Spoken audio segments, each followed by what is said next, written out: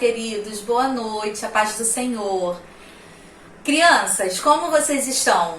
Nesse isolamento, brincando bastante, espero, conversando bastante com a mamãe.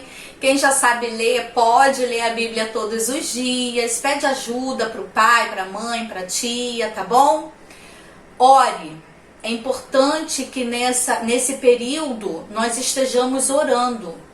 Lembra que eu já conversei com vocês que a oração de vocês tem poder e é ouvida lá no céu, assim como a nossa de adulto? Amém? Hoje é um domingo bem especial. Se lembra que domingo, o que nós comemoramos nesse domingo? Páscoa. A Páscoa lembra o que para você? Chocolate? Amo, comi muito hoje, nem deveria, mas comi. Lembra coelho? Mas por que te lembra coelho? Páscoa não tem nada a ver com coelho. Páscoa, o animal que me lembra Páscoa é o cordeiro. A primeira vez que se falou sobre Páscoa não foi para vender coelho ou ovo de Páscoa. Na verdade, coelho nem coloca ovo e muito menos de chocolate, tá? A primeira vez que nós ouvimos falar sobre a Páscoa foi lá no Antigo Testamento, na Bíblia, a palavra viva de Deus, quando foi celebrada a primeira Páscoa. Hoje eu quero falar com vocês sobre a celebração da primeira Páscoa. Amém? Mantém o papai e a mamãe junto, tá? Pede para eles irem acompanhando com a Bíblia para dar uma ajuda, tá bom? Lá no Egito, o povo de Israel, os hebreus, o povo amado do Senhor, eles eram prisioneiros e trabalhavam como escravo. Eles eram prisioneiros porque não podiam sair do Egito para nada e trabalhavam lá como escravos. Você sabe o que é ser um escravo? Escravo é aquele que trabalha muito e não ganha nenhum dinheiro, não ganha nada pelo trabalho que ele faz. E assim acontecia com os hebreus. Eles trabalhavam muito, faziam enormes construções, eles construíam tudo para o faraó. Mas eles não recebiam nada. E o faraó os mantinha cativos lá no Egito. Mas o povo de Deus, ele começou a clamar. Lá em Êxodo 1, começa a relatar que o povo começou a sofrer muito e com isso eles começaram a clamar a Deus um livramento, a clamar a Deus que enviasse para eles alguém para ajudá-los. O que acontece quando nós dobramos nossos joelhos, quando nós falamos com Deus, quando nós intercedemos junto ao Pai? Vocês lembram que Ele prontamente nos ouve e nos atende? Assim também aconteceu com os hebreus. Deus ouviu as orações, o clamor deles e providenciou um filho dele, o Moisés, que Deus usou Moisés de tal maneira até que conseguisse tirar o povo dele do Egito. Mas isso foi fácil? Não foi fácil. O povo continuava escravo. Moisés já tinha ido até Faraó, falado com ele: Faraó, Deus está mandando você deixar o povo dele sair do Egito. Faraó ouviu? Endureceu o coração dele de uma maneira que falou: Moisés, nem adianta que eu não vou deixar o teu povo sair daqui. Pode esquecer isso. Então Deus, no propósito dele, começou a enviar as pragas. As pragas que a primeira foi o quê? Quem lembra? Tudo, rio, qualquer tipo de água se tornou em sangue. Toda a água se tornou em sangue. Você pode acompanhar lá em Êxodo 7, do 14 ao 25, tá? Foi a primeira praga. Faraó deixou o povo de Israel sair do Egito? O coração dele continuava endurecido. Os hebreus continuavam clamando por livramento. Aí Deus enviou a segunda praga. para o Egito. Vocês lembram qual foi? Sim, a segunda praga foram as das rãs. Muitas rãs invadiram o Egito. Gente, imagine você abrir panela e a rã tá dentro, a rã entrar dentro. Tudo que você mexia tinha rã. Tinha rã em qualquer lugar. Quem estava trabalhando tinha rã em qualquer lugar. E essa foi a segunda praga. Tá lá em Êxodo 8, de 1 a 15. Relata sobre a segunda praga. Mas, e aí? Vocês acham que Faraó deixou o povo de Israel sair? Os hebreus continuaram clamando por misericórdia e Faraó endureceu de novo o coração dele. Aí, a terceira praga, qual foi? Piolho, infestação de piolho. Piolho em tudo que é lugar, piolho nos animais, piolho nas pessoas. Gente, não salvou uma cabeça sequer. Todo mundo ficou infestado de piolho. É ruim, não é? Alguém aí já teve piolho? Eu já. E é muito ruim. A cabeça coça o tempo inteiro, dá nervoso e foi muito ruim. Mas quando Moisés foi de novo falar com Faraó, Faraó continuou com o coração dele endurecido, enrijecido, e não deixou que os hebreus saíssem do Egito. Aí Deus mandou então a quarta praga, que foi a praga das moscas, que está escrito lá em Êxodo 8, de 20 a 32. As moscas invadiram tudo, em todo lugar, qualquer lugar tinha mosca. Moisés foi de novo a Faraó. Faraó, você libera o povo para sair dessa terra? Então, mesmo depois da infestação das moscas, Faraó continuou com o coração dele duro e não deixou o povo de Deus sair da terra do Egito. Então Deus mandou a quinta praga. Sim, teve quinta praga, que foi a morte de todos os animais. Está em Êxodo 9, de 1 a 7.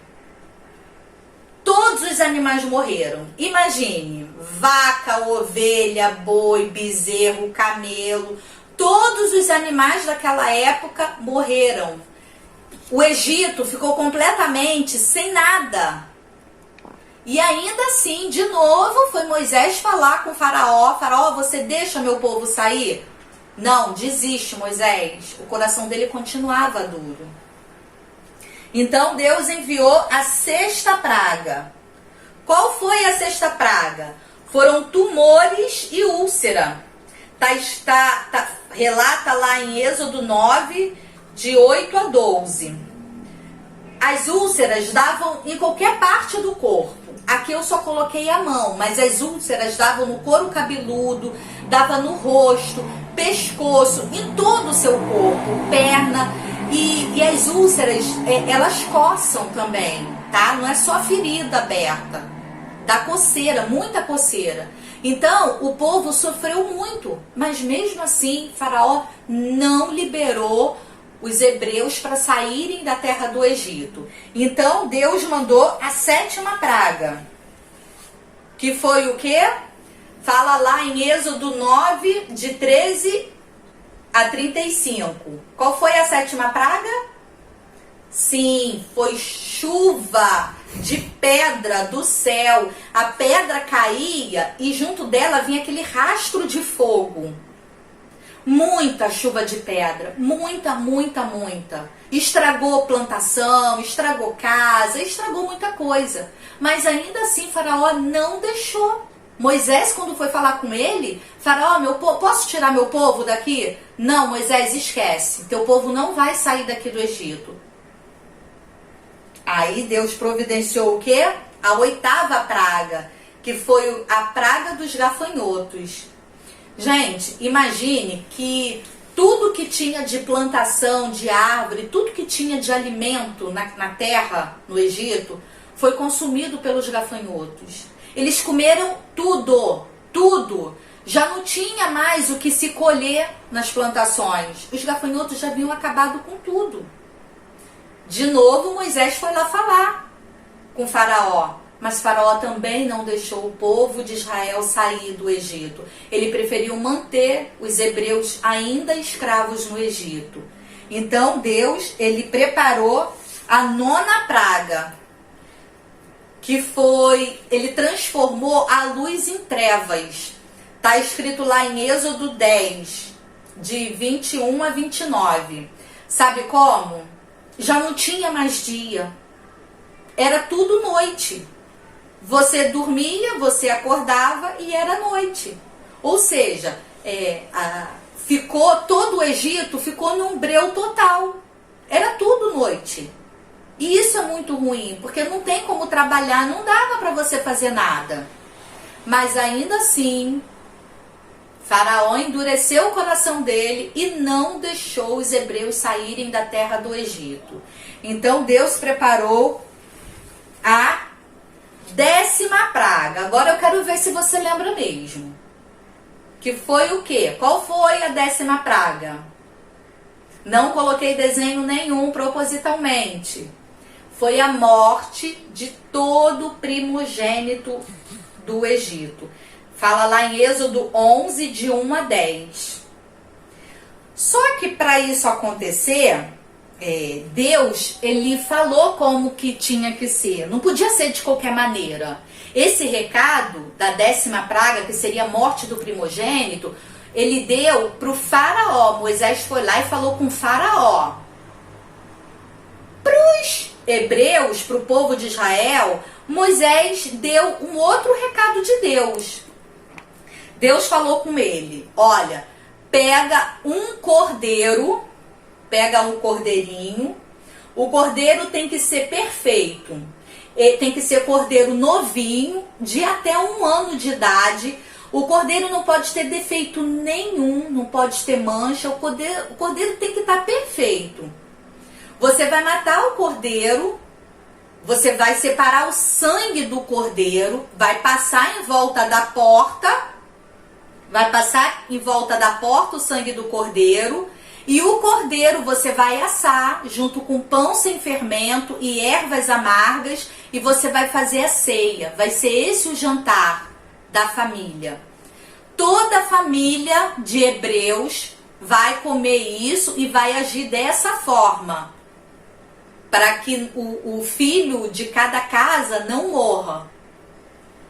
E a família que for pequena pode se reunir com outra. Mas tinha um detalhe: eles tinham que fazer isso, gente, já com tudo preparado. A mala tinha que estar preparada. Eles tinham que estar vestidos, com sandália nos pés, porque essa noite, esse jantar já era preparação.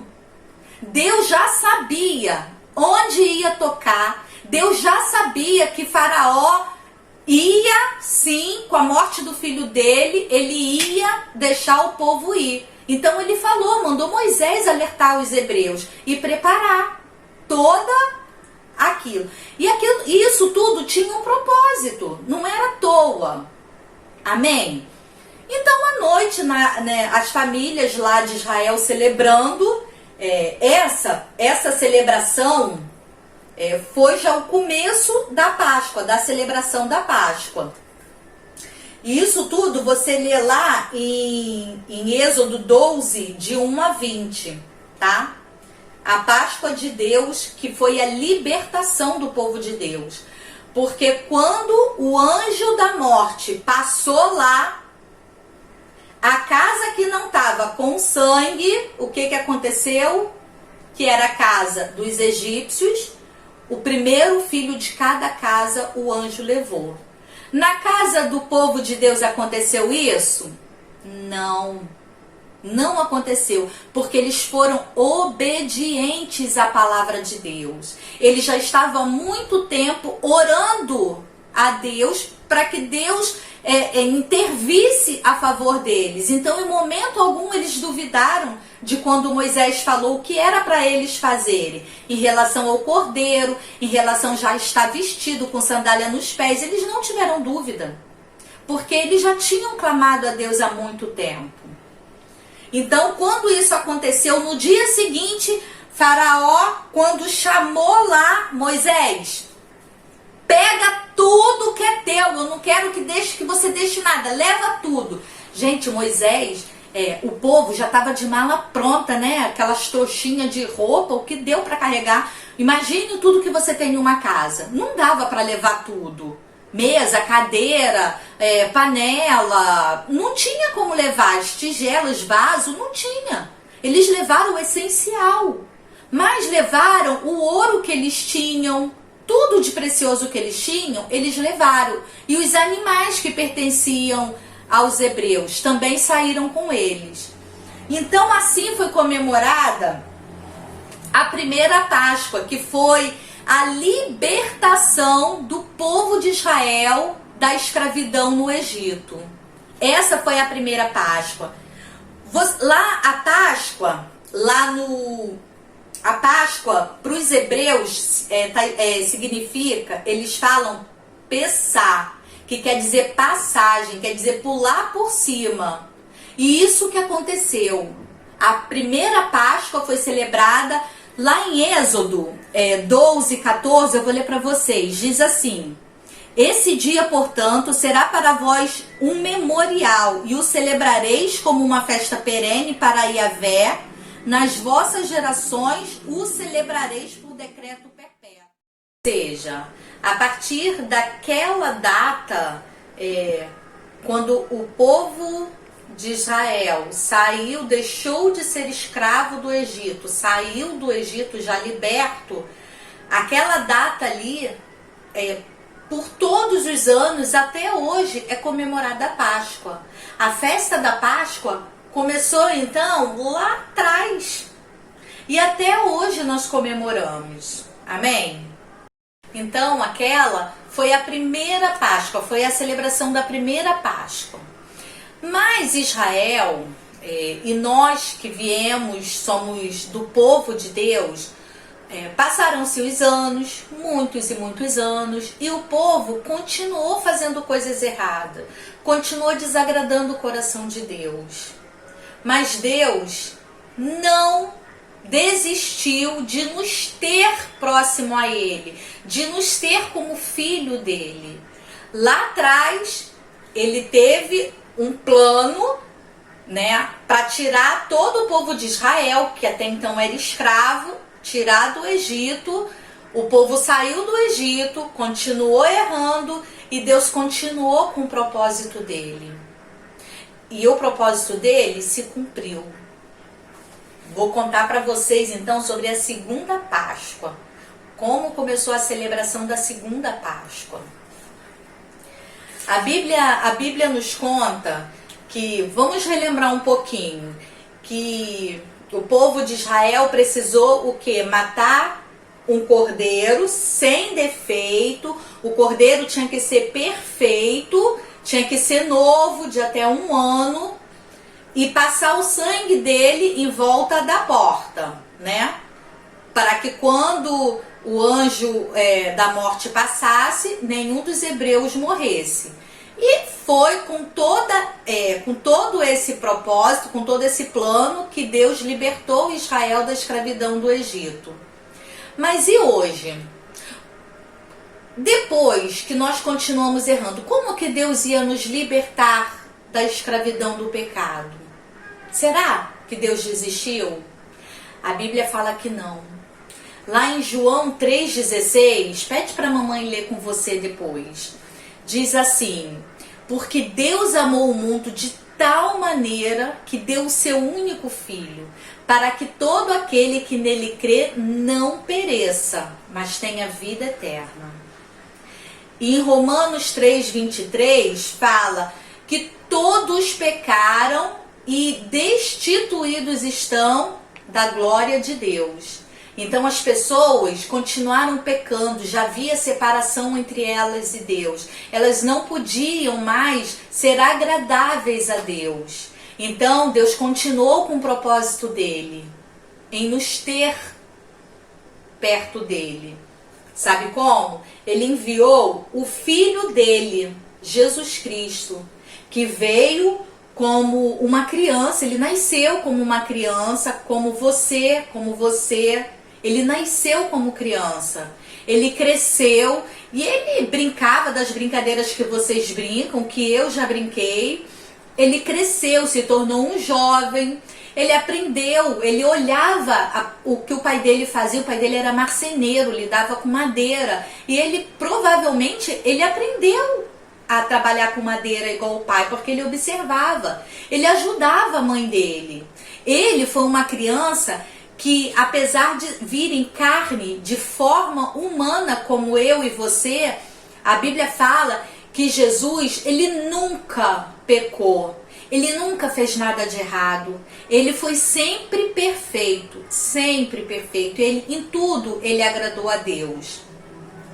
Lá em 1 Coríntios 5:7 fala assim: porque Cristo, a nossa Páscoa, foi sacrificado por nós.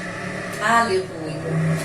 O sacrifício que nós vimos lá na primeira Páscoa com o cordeiro perfeito tem toda uma simbologia. Jesus Cristo, para nos livrar, para nos tirar dos nossos pecados, ele precisava também crescer como uma criança perfeita, como uma criança sem pecado. Ele se tornou um homem que em nada ele desagradou o coração de Deus.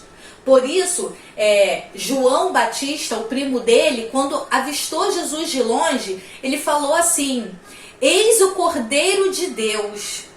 Ele já sabia, Deus já tinha revelado para ele quem era Jesus. E Jesus, então, ele foi o Cordeiro de Deus. Mas por que precisava disso? Queridos, todos nós erramos. Eu erro, vocês como crianças erram também. Quem aqui nunca desobedeceu a mamãe, o papai? Quem nunca falou, peraí mãe, já vou fazer, e continua lá no telefone? Quem nunca colocou apelido naquele amiguinho da escola, ou riu de alguma coisa que não tinha graça, mas você riu debochando? Quem nunca tentou colar na escola? Queridos, isso desagrada a Deus, porque você não está sendo obediente. Se a professora fala, não pode colar, você não pode colar. Se você tenta colar, você está sendo desobediente. Então essas coisas desagradam o coração de Deus. Não pense que você é perfeito, você não é perfeito. E nós precisávamos então de Jesus como homem, na figura humana, mas sem pecado. Para quê? Para que ele intercedesse, para que ele, na cruz, ele pagasse pelos nossos erros. Jesus, nessa figura aqui, no jumentinho, ele está entrando em Jerusalém. Quando ele entrou em Jerusalém, a Bíblia fala que as pessoas bateram palmas para ele. As pessoas quebravam ramos das árvores para colocar, para balançar quando Jesus estava passando. Tiravam as roupas e jogavam no chão. As túnicas jogavam no chão para Jesus passar. Jesus foi recebido em Jerusalém com muita festa. Ele foi aclamado pela multidão que gritava assim, está escrito lá em Mateus 21, gritava assim: Hosana ao Filho de Deus, bendito seja ele que vem em nome do Senhor. E na figura seguinte, fala sobre o que? A ceia. No começo lá da celebração de Páscoa, Jesus ele também aprendeu a celebrar a Páscoa desde criança com os pais dele. Ele foi a Jerusalém, ele encontrou lá, estava com todos os discípulos dele, ele reuniu os discípulos dele para ensinar sobre a ceia. Então, lá em Mateus capítulo 26, versículo 26 e 27, Jesus ensina para os discípulos sobre a ceia. Eu vou ler para vocês. Enquanto comiam, Jesus pegou um pão, deu graças, quebrou-o e o deu aos seus discípulos, recomendando: tomai, comei, esse é o meu corpo.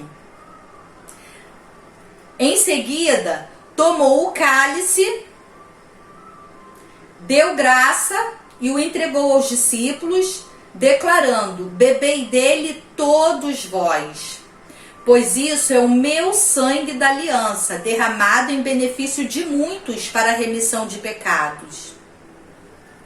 Então Jesus, ele ensinou. Mas que ceia foi essa? Essa é a ceia que nós celebramos todos os domingos na igreja. Essa foi a ceia que foi celebrada hoje na nossa igreja. Foi por vídeo, mas foi celebrada hoje. Isso seria para sempre.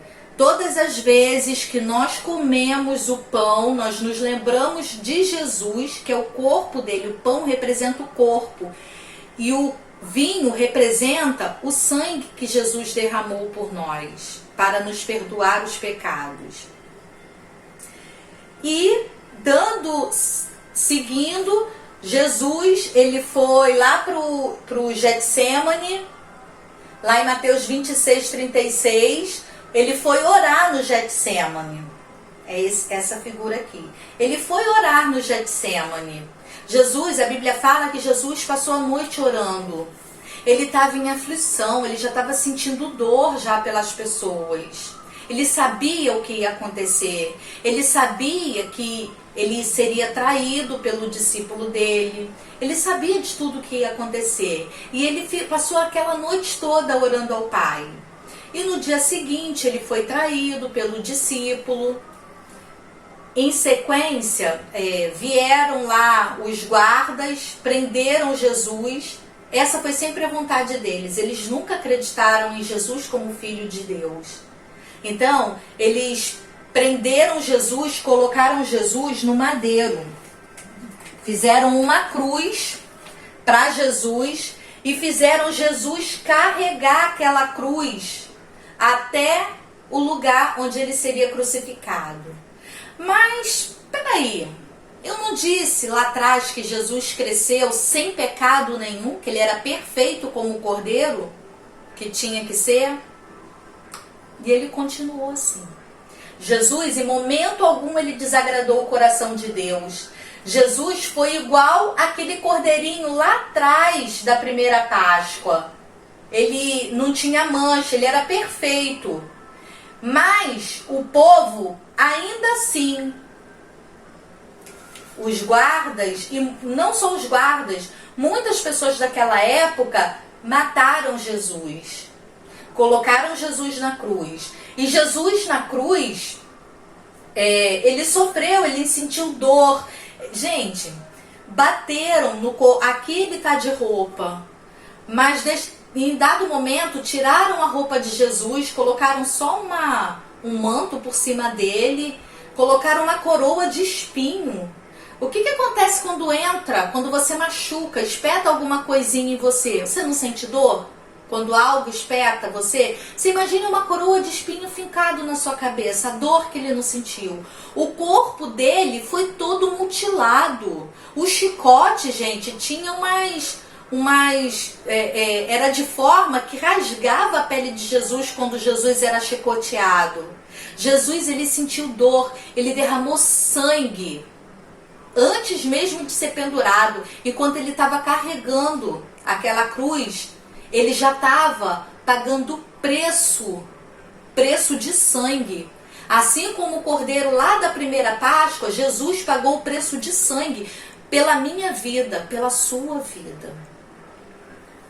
Mas levaram Jesus, penduraram ele numa cruz, colocaram ele na cruz, e do lado dele, de cada lado, tinha mais duas pessoas também que foram crucificadas.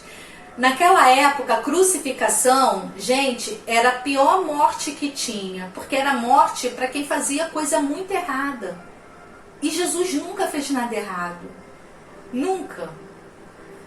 Os dois homens que foram crucificados ao lado de Jesus, um blasfemou, mas o outro, depois que conversou com Jesus, ele se arrependeu. E no momento que ele morreu, ele recebeu a salvação. Então, depois que Jesus morreu, tiraram o corpo dele, levaram lá para o túmulo. Passou um dia, repete comigo, um dia. Jesus lá no túmulo. O túmulo naquela época era uma caverna. Eles colocavam o corpo lá dentro e rolavam uma pedra enorme, que era difícil. Precisava de mais de uma pessoa para tirar a pedra, né? Movimentar a pedra. E Jesus estava dentro do túmulo. Um dia, 2 dias, e no terceiro dia, quando as mulheres foram lá, né, para esperar alguém remover a pedra, elas levaram um susto. Sabe o que tinha acontecido? A pedra não estava no lugar. Quando elas olharam, elas começaram a chorar, elas ficaram em choque. E veio o anjo do Senhor e falou com ela: o que vocês procuram?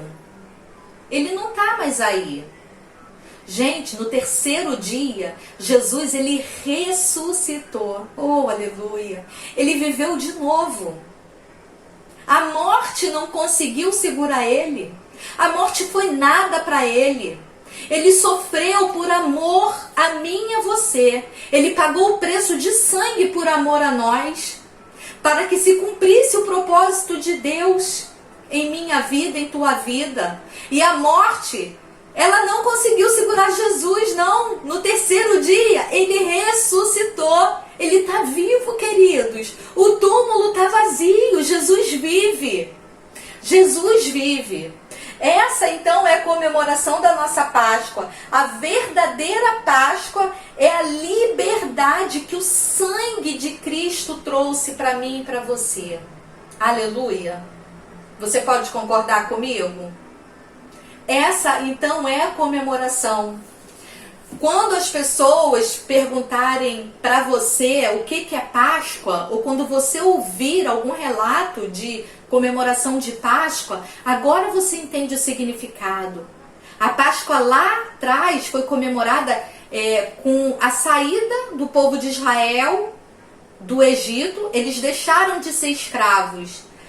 Aí começou a comemorar a Páscoa. E depois que Jesus veio, pagou o preço dele na cruz do Calvário, ele fez isso para que nós tivéssemos liberdade, para que nós deixássemos de ser escravos dos nossos pecados. Então, a esse momento de ressurreição de Cristo Jesus, nós comemoramos a Páscoa. Detalhe, ele ressuscitou no domingo de Páscoa. Então, a Páscoa é isso. É a liberdade que o sangue do Senhor Jesus trouxe para mim e para você. Você não precisa mais viver numa vida de erro, numa vida de pecado. Sobre você hoje está o sangue do Cordeiro, Jesus. Amém? Eu queria que você lembrasse sempre do verdadeiro sentido da Páscoa, do que realmente quer dizer Páscoa. Você pode comer chocolate? Pode. Chocolate não é errado. Eu gosto, eu amo chocolate.